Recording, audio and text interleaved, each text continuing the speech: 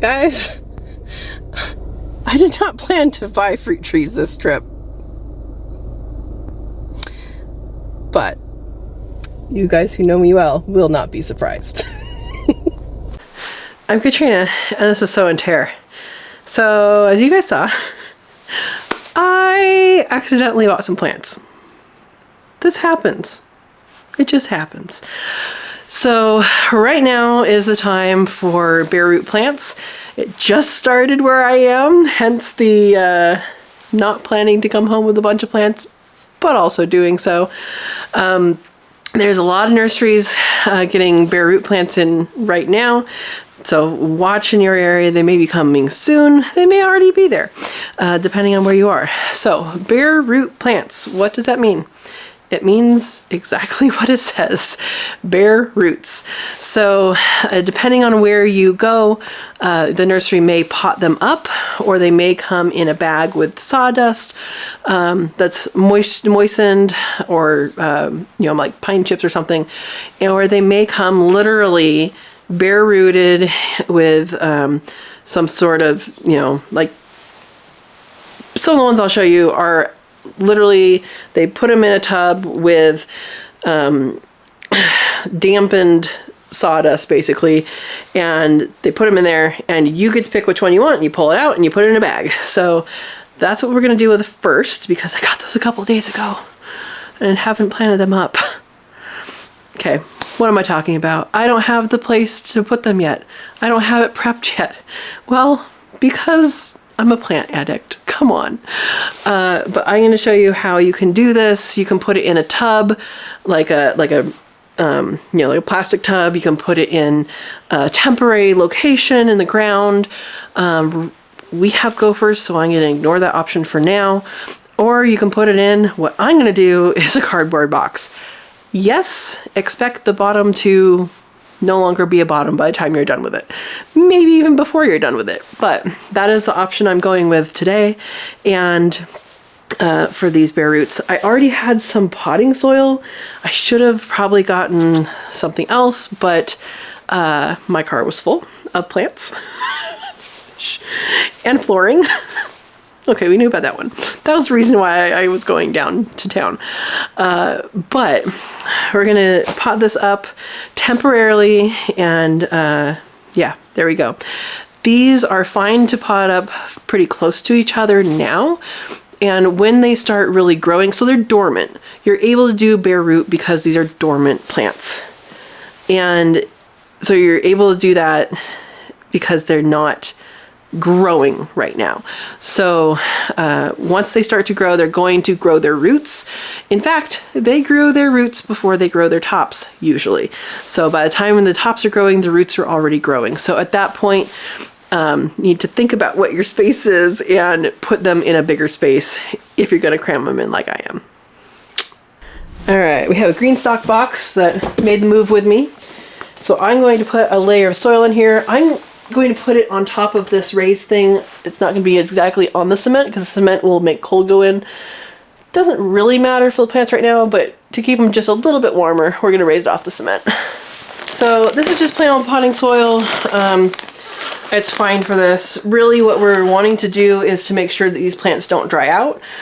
We're not going to be watering them. If you want to add moisture to it, that's fine, but they don't need, like, they need to stay not wet, not sopping, but just a little moist, so they don't dry out. Other than that, they'll be good until they'll start growing.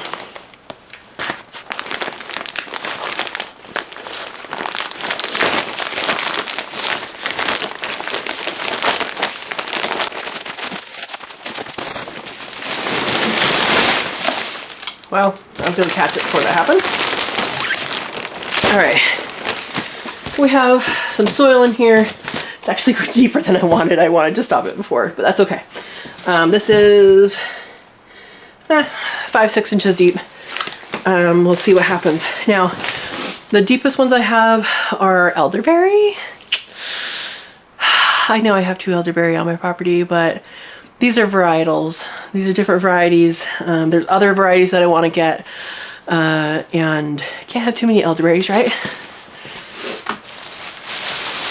So here are the elderberries. Now these plants actually represent more than 3 plants, because you can literally take a stick and put it in the ground and it will produce an elderberry. So I did get 3. I probably should have only gotten 2, but that is how these are made, is they take a cutting and they put it in probably a pot and then it grows. So that's how they make them. You can make them that way too. If you find a variety you like, then that's good. If you have wild ones, some of them are good and some of them are nasty. So that's why we have varieties. So this is an example of a bare root. So here's all the roots. You know, there's roots on here, and you can see this was just a stick. This was just a stick put in the ground. You can see the top there was cut. And these are bare roots. So they need to go and get covered. Now, the rule of thumb on these is you're going to see a root line or dirt line, and there's different considerations for some of your fruit trees, but in general, if you see a dirt line, like I see a dirt line like right in here, I'm going to plant it right to that point. Things like elderberries and mulberries, they can be actually done deeper, because each of these little points can grow. You know, you can grow new roots out of these points. So it's good. So we're just going to put it in here. Oh, I might have to use both these for this. And I'm going to put them in and then put the soil back over them all at once. So I got Nova and York. I looked up a little bit about them, and they seem to be pretty general things. Now you can see these are starting to grow at each of these nodes, and then right here, this is starting to grow too. So this is going to be another branch that comes up, and you can actually, once it kind of establishes itself, break that off, cut it off, and you'll have another tree. So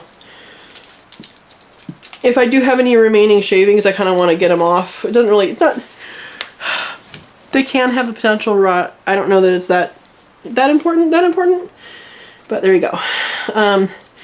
Now when you actually plant these into the ground, you're going to want to cut some of the roots as well. That's pretty standard. I don't think you have to, but it's pretty standard to just cut off like some of the roots so they can actually get used to your soil. But yeah, there we go. All right.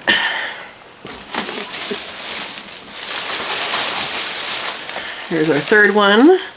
Got some growth up there. Got some stuff to break off there. It's already broken, but I think that's dead. If that was alive, you could regrow it, but that was actually buried all the way up here. So I don't know that we're gonna get that deep, but we'll try. We'll sure try. All right. So these are the main ones. I can just kind of squish them down in. We do want some soil below them. We don't want to just go at the bottom of the box. But for the most part, these are gonna stay dormant for a little while. They are growing right now, but they'll be okay for a little bit. Next up, I got 3 different varieties of things. I got all thornless things. So I have blackberries here, but they're gonna have thorns. These are actually gonna go into the food forest. So, all right, for example, this is black satin thornless blackberry. So usually when you go in the store, like if you go to the big box stores, you're gonna get a stick in a bag, and I'll show you what that looks like because I did get some of those too. But this is a pretty good amount of roots for this kind of thing. So this is ready to go, and we're going to take care of it and hopefully plant it in a good spot. I will likely have to plant these somewhere and then replant them later, and I know that. But these are the least expensive that you can find when they're bare root. If you're paying for an older tree, it might not actually like grow as well. When they're younger, they can grow pretty good because it used to the environment. So I'm just gonna get some of these off. Actually, I think I'm gonna layer this in. So really all I'm doing right now is I am keeping these alive until I'm ready to deal with them. Could I have put them in the ground out there, just straight in the ground? Absolutely. Absolutely, you can do that. But I have gophers. I don't feel like feeding the gophers my brand new plants just yet. Okay, so I'm going to keep these labels on so I know what they are later. If you're in an area that you have the Grange Co-op, this is where I got these. So they have some good quality stuff there. They showed up this week. Like that's one plant. Uh-oh, what happened to the label? There it is. Black satin. And I had black satin and treble crown at my old place. They're wonderful varieties. And they don't, they overlap in their season, but they actually are kind of separated. So that's pretty cool. All right, I got Canby, red raspberry, and then I also got a gooseberry. No, currant. I got consort black currant. So those are the ones I got. I'll come back and show you what I have. I'm just going to continue to put some soil in and kind of build them, and hopefully this will go well. All of these are varieties that can be grown from cutting. So if they're buried a little bit deep, that is fine. The only thing is if you already have leaves in that area, I would break off the leaves in that area that you're going to put under the soil level. So like here's some leaves. Let's see. There we go. So that is a black satin. There's some leaves. We are just going to break off the leaves, and that's fine. It will regrow.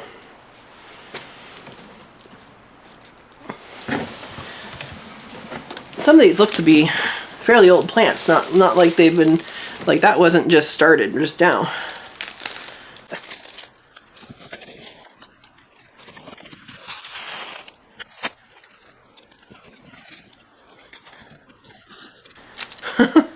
Look how big this root is.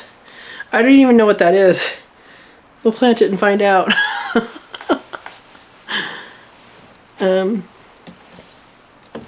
Okay. I think after these I'll do another layer of soil, and then we'll do the currants.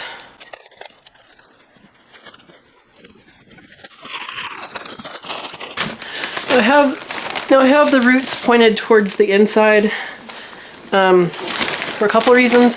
One, that kind of gives them the best space. You know, they're not up against the edge and all that. And then two is that it's going to be warmest in the center. Not saying it's warm, guys, but it at least won't be as cold on the outside.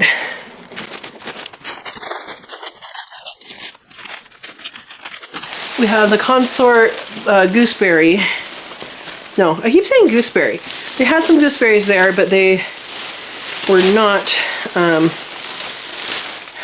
thornless, and I wanted thornless. So I got 5 of everything except for the elderberry, which I got 2 of one variety and 1 of the other.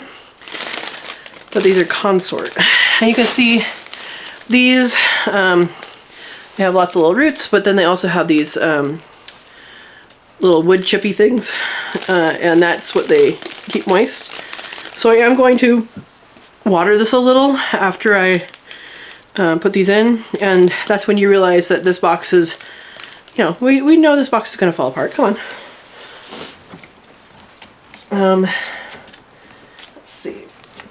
And let's dab those down a little bit. You can see this had a lot of roots. Look at that.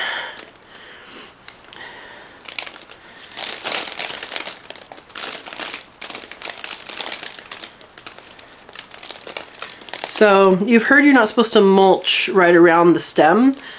And that's because the mulch can basically rot and cause rot with your stems. I'm expanding that to assume that that's what can happen here. And we just don't want that to happen. All right, look at those roots, guys. Bare root. And all you have to do is cut. Some of them might need a growth hormone. And there you go.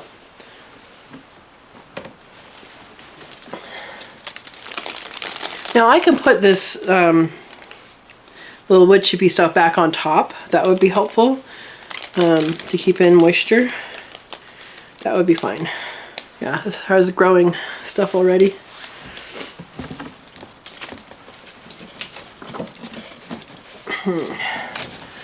Running out of room in this box. Okay, one more.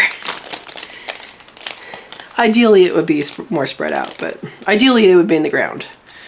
But this is what we're doing. I don't control when there's sales.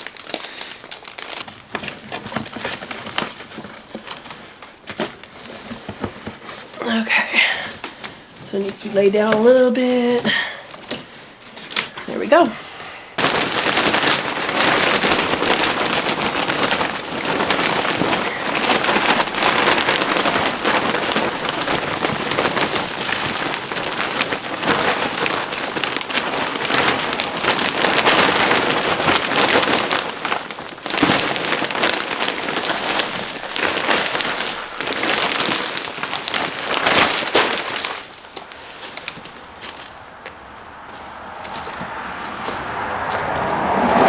So I'm making sure I get it in all the corners because corners can get missed when you do it like that.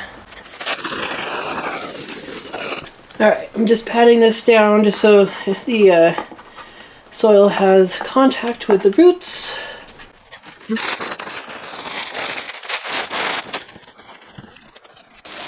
I'm just going to put this stuff on top. Oops, or on the floor. Literally came in a trash bag, guys.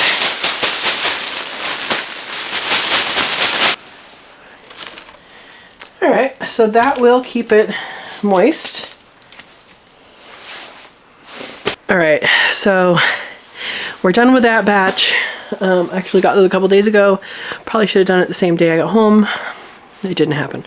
So, when I went to the store today, I went for something else. I didn't think that they were going to have these in because I was there earlier this week. And they said that they would have the fruit trees in a couple weeks. So, not prepared. I went to pick up flooring. And so I did. And then I went over there to look at fencing stuff. And they had bare roots. And so I went a little crazy. But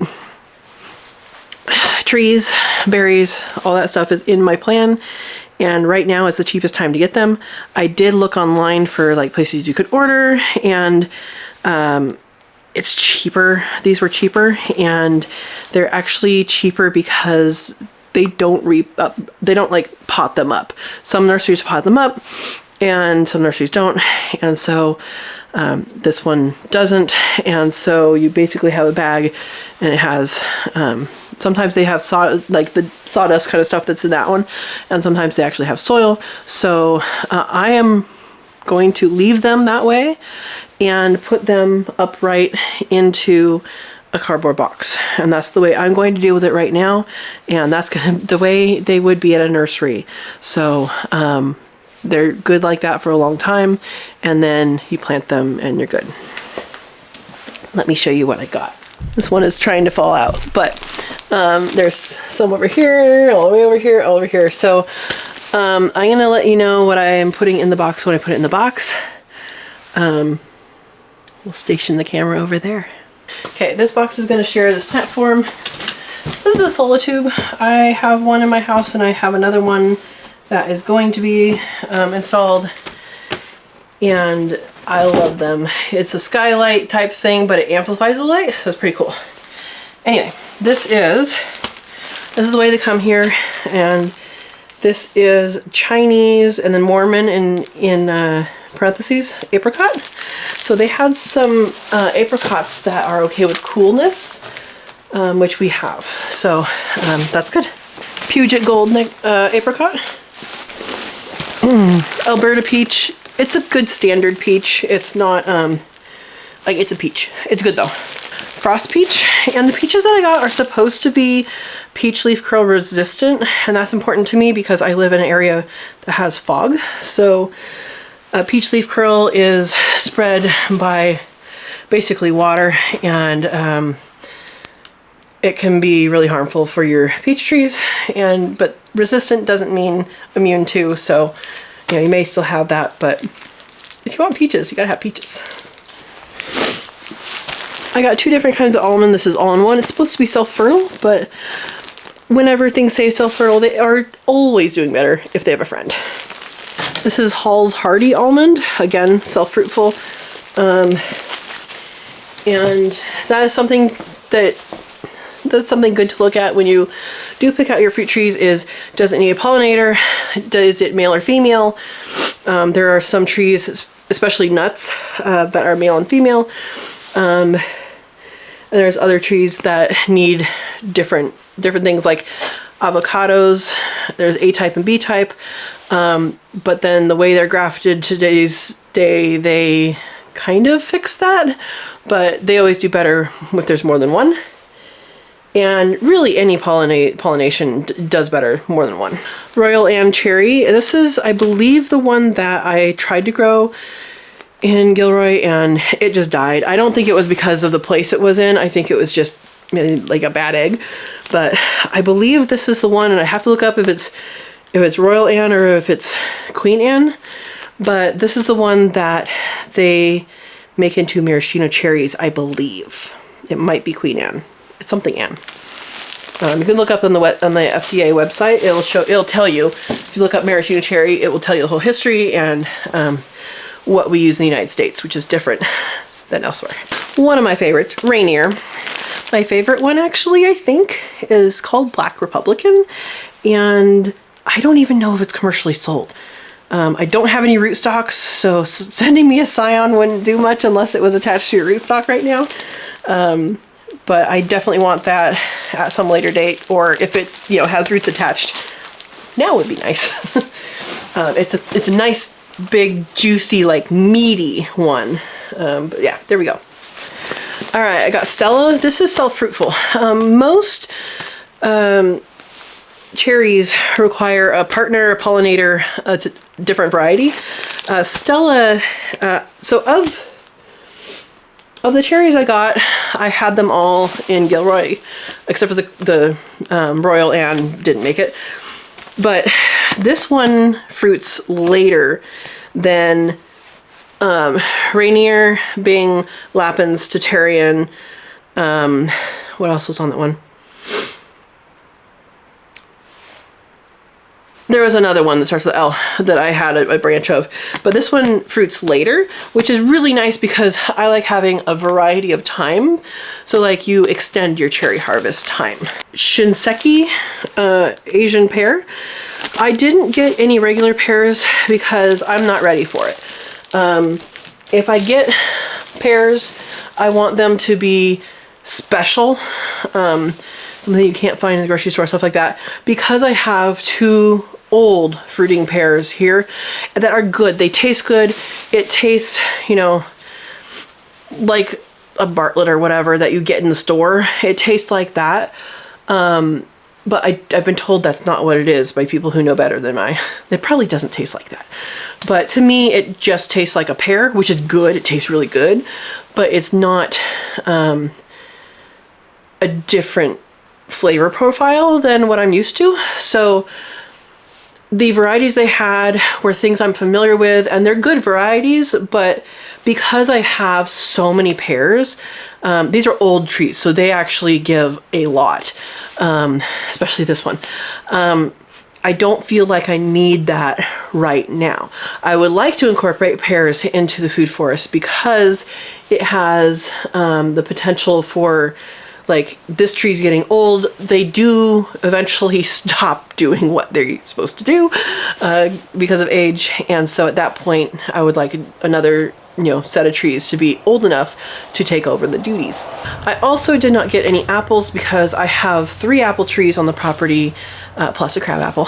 I have 3 apple trees on the property that are, they give a lot of apples. I do not need any more apples unless they are special apples. Now there are some varieties that I know I like, but those are likely going to be ones that I get grafts of or get scions to graft.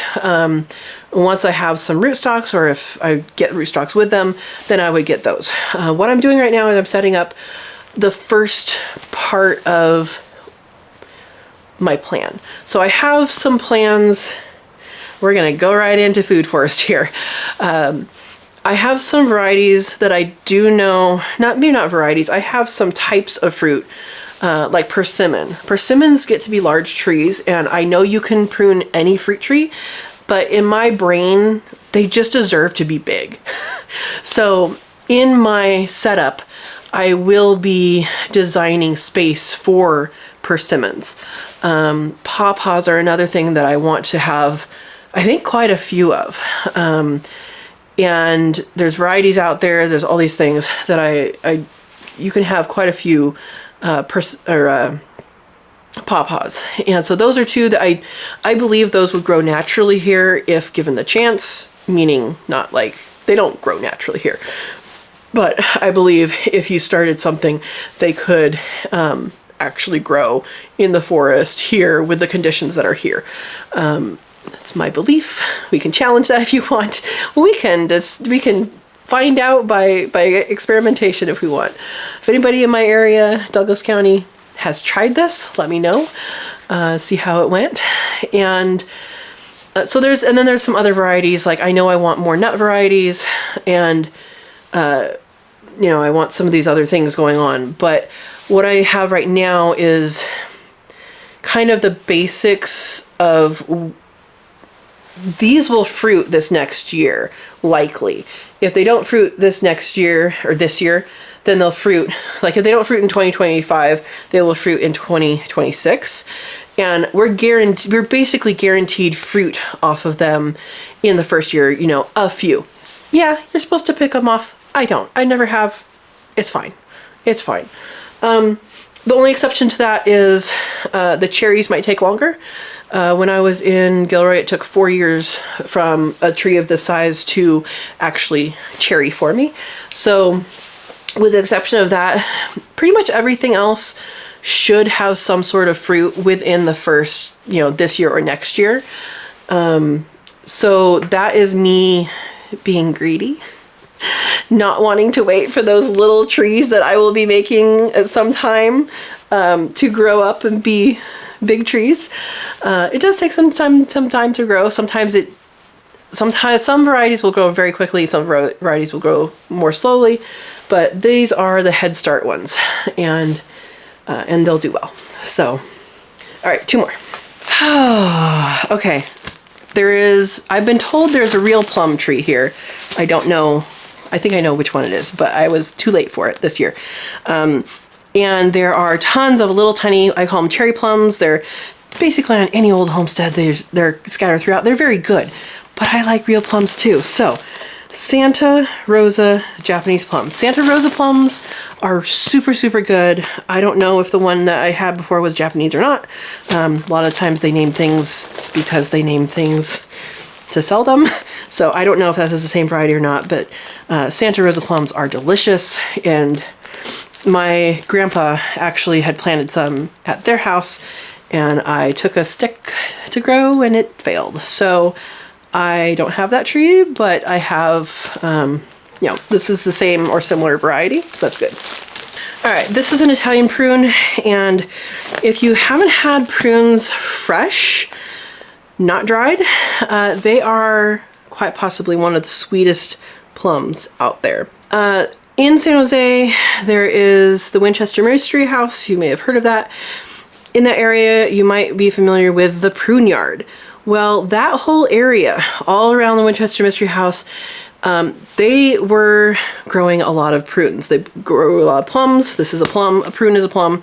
But the type of plum used for prunes is a specific set of varieties. And that is what they grew there. They dried them there. They have a drying rack and all that. That was fire driven. And they make lovely prunes. They also make excellent eating fruits. Now, you can make a prune out of a plum, any variety, just fine. But these ones are the ones they use for that. I don't know if it's the Italian variety, but it's a prune. So those are the trees. It looks like my box is the perfect size. But I do have more. All right. I got hardy kiwis and I got Chicago figs.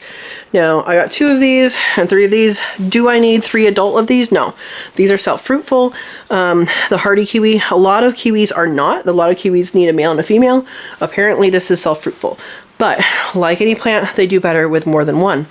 And probably better with more than one variety. So I may even get another variety elsewhere. But these were from Home Depot. I don't generally like to buy these things in boxes and bags. They're all covered up. But what I did is I went out to the check stand, and immediately after the check stand, I opened all of these, because you're not supposed to open them in the store, and made sure that they were indeed alive and good and well. And so these all have roots. They're not just sticks stuck in there, because oftentimes they're just sticks stuck in soil. And I do not want to pay for sticks stuck in soil. So I highly recommend you check these either before or after you buy. You know, after you buy, do it right there in the store so people can see you and say, guys, this is a stick. One time I got one home from, I will name things, from Tractor Supply. And it was I think it was a blackberry of some sort. And it was a stick and had no roots, had no life, because it had been put in the wrong direction. So, if done properly, it might have been better. It was all dried out though, so I have no idea what happened with that. They did not refund me, so I was not happy about that. And yes, I'm sharing it here. All right, so all of these are live at this point. I'm gonna just set them in the top here. And these are all gonna stay underneath the cover of the carport. I don't think you guys can tell, but that's where I am. Until I'm ready to plant. So all of these were outside. So these were outside in the nursery area. Those little ones were outside in the like in the overhang right in front of the store. So they should all be okay here. The bare root ones that I planted in the box, those were outside just under a canopy, so they should be fine, you know, under the protection here. Now I did get one other thing. Now, I almost didn't get these because I have seeds. Okay. Mary Washington is a variety that is highly popular. You'll find it everywhere. If you find it someplace that has crowns, it is likely Mary Washington. So that is really good. As with the boxes, if you get these bags, you know, they have these little tiny holes in them, you want to make sure of 2 things. One, that there's no mold. Move it around, look for mold. Look for mold, okay? If it has mold anywhere in the bag, do not buy that bag. You can look for growth. So this has growth right here. It has growth right there. Okay. This one has, you know, also has growth. So make sure they're live. So asparagus, strawberries, really anything else like that where they're sold bare root and they are sold in a bag, make sure they're alive. And there's sometimes you can't tell, like a bulb, sometimes it's hard to tell, but as long as it doesn't have mold and it's not super, super dry, then you are okay. Now these were inside the store, so I'm actually going to bring them in the house right now. And the reason why I got these, I have tons of seeds. I have seeds from my old place I have seeds that I bought of different varieties, and I actually stood in the store and looked at these forever. And I figured, well, I'll get 6 plants. That's what it is in here, right? 3? Yeah, 3 plants. 3 plants for $3.98. We don't have tax here, so 3 plants for $3.98. That's pretty steep if it's a seed, because you can buy a whole seed packet for that much. But these are already probably a year old, likely a year old. They usually don't sell 2-year-old crowns, but they're likely already a year old. Now, why did I get these if I have tons of seeds? Because you can't really harvest them and still have them continue to produce until they're 3 years old. So this counts as a 1-year-old in the ground. Whereas if I plant seeds on the same day, I have to wait 3 years. So this is the same reason for these. It gives me an advance on my food system. I kind of thought, well, maybe I should get more, but I'm going to be fine with this, and we're going to have food in 2 years. So these are going in the house. The rest of this is staying undercover, and yeah, I did not go to the store to buy plants for any of this. I do have a budget for this, so if you're looking at this, go, wow, I want to do that, I want to do that. They're expensive, but this is the second cheapest way to go. So these right now are like 31 something, like $32. Those were, I think, between $6 and $9 depending on the variety. These are 10. So it does cost money, but $30 worth of fruit, you can spend that in a grocery trip or a couple of grocery trips. For the cost of water, you have fruit the rest of your life.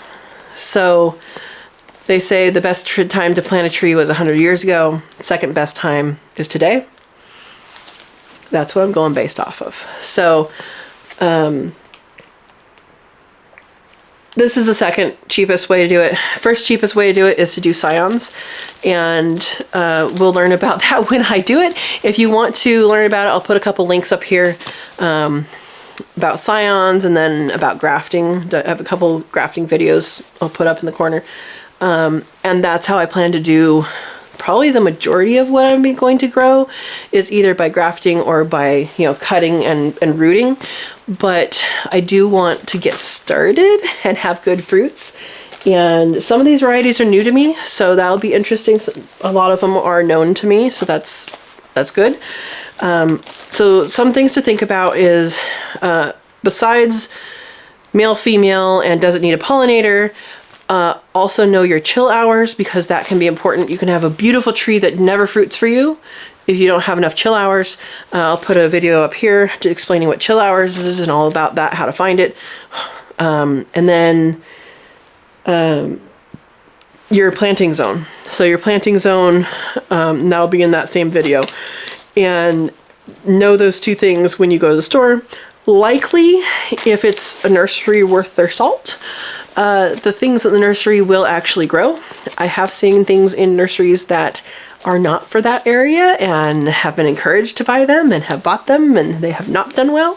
So make sure you ask the questions you can ask, and then also, look it up as best you can on the internet as well. So thank you for watching. I hope you enjoyed the video. I hope you have a good budget for your garden, for your food forest, for plants, and it'll be great. So like I said, this is get started. Everything in that one box is can be reproduced by cutting. I got more than one. If you have time on your side and you want to get one of everything and spend a couple years taking cuttings and rootings of that one plant, that is completely fine. It's a variety because it has been reproduced from that one plant, and that's usually the case. Sometimes Like if there's wild things, that doesn't compute. But all right, thank you for watching. I know this is a long video. I hope you enjoyed it.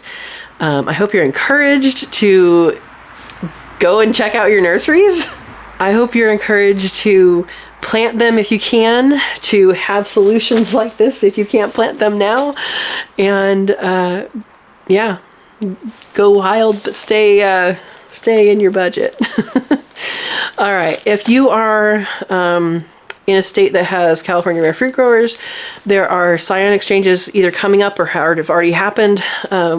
January, February, I think there's some in March. California, Arizona, Texas, those are the ones that I know have that. California is obviously the most. And if not, then after watching the video about scions and grafting, if you like your neighbor's tree and it's something that dies back in the winter like these, it goes dormant, ask them for, a clipping. And if it's something that roots, you can root it. If it's not something that roots, you can, you'll have to grow the rootstock and maybe ask them next year. So thank you for watching. Subscribe if you would like to watch more of these. And we have more food forest stuff going up. And have a wonderful day. Thanks for watching.